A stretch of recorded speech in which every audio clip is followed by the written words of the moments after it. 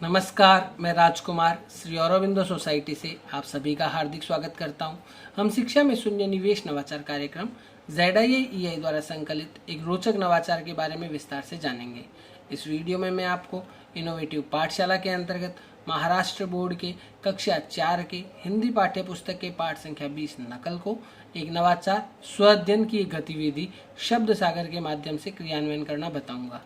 वैसे तो इस पाठ को ZIA EI के कई नवाचारों के माध्यम से पढ़ाया जा सकता है, परंतु इस वीडियो में हम इसे शब्द सागर के माध्यम से पढ़ाना सीखेंगे। प्रस्तुत पाठ का सार: यह पाठ किसी भी कार्य को मेहनत या लगन से करने पर आधारित है।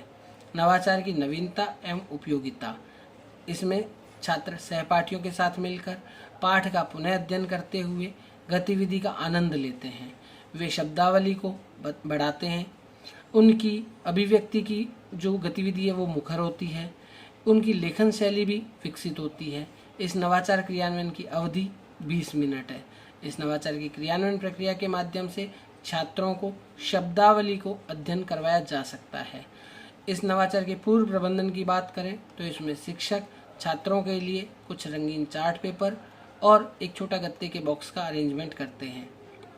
नवाचार के क्रियान्वयन करने के लिए शिक्षक के लिए कुछ निर्देश हैं, जैसे कि शिक्षक गतिविधि क्रियान्वित करने से एक दिन पहले ही सभी छात्रों से कह देते हैं कि कल आपको इस पाठ नकल के कोई भी शब्दों को, कठिन शब्दों को, कोई भी इस पर कहानी, कविता या फिर समाचार या आपके मन की बात एक पर्ची पर लिखकर लेकर आनी है।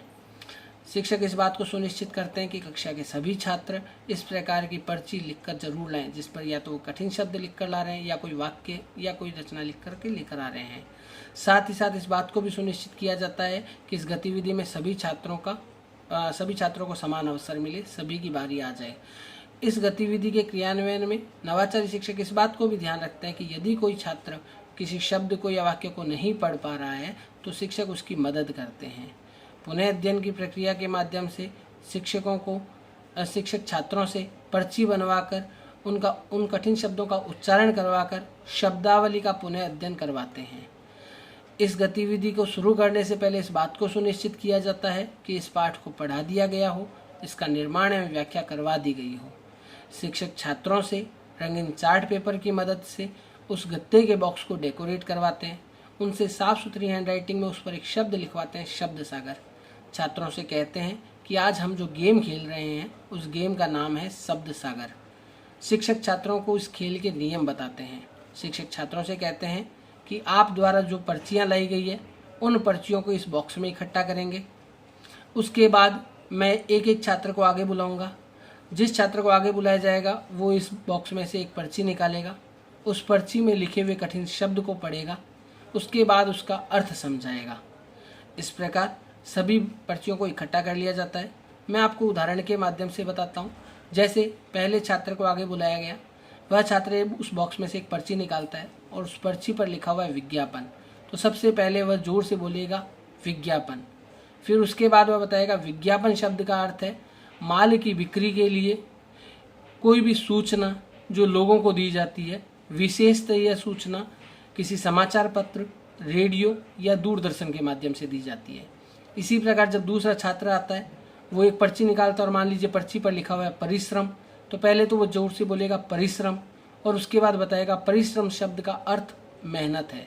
इस प्रकार से छात्रों को कठिन शब्द और उनके अर्थ का पुनः अध्ययन करवाया जा सकता है।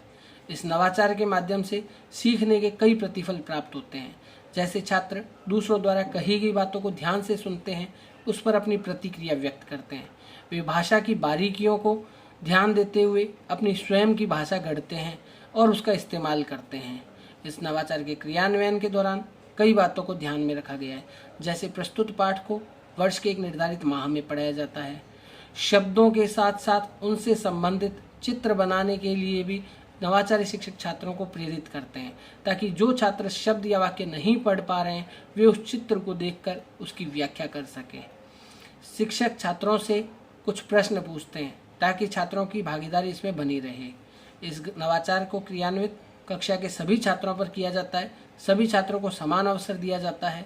शब्द उच्चारण और वाक्य निर्माण को सही करने के लिए शिक्षक इस नवाचार को क्रियान्वित कर सकते हैं।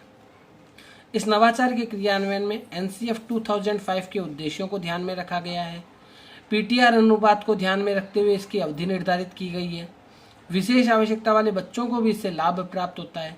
छात्रों में जीवन कौशल जैसे प्रभावी संप्रेषण, पारस्परिक संबंध, गहन सोच, सृजनात्मक सोच, आत्म जागरूकता इत्यादि का विकास होता है और उनमें निहित मूल्य जैसे दृढ़ता का भी विकास होता है। हम आशा करते हैं आपको यह नवाचार अच्छा लगा होगा। आप भी इस नवाचार के माध्यम से इस चैप्टर को अपने विद्यालय में क्रियान्वित करेंगे। हम इस प्रकार के दिलचस्प नवाचार आप तक लाते रहेंगे। आपसे अनुरोध है आप हमारे YouTube चैनल ZIIEI को सब्सक्राइब करें। यदि ये वीडियो आप फेसबुक पर देख रहे हैं तो हमारे फेसबुक पेज को लाइक करें। नीचे दिए गए लिंक पर क्लिक करके आप इनोवेटिव पाठशाला ऐप को इंस्टॉल कर सकते हैं। इस वीडियो को देखने और लाइक करने के लिए आपका बहुत बहुत धन्यवाद।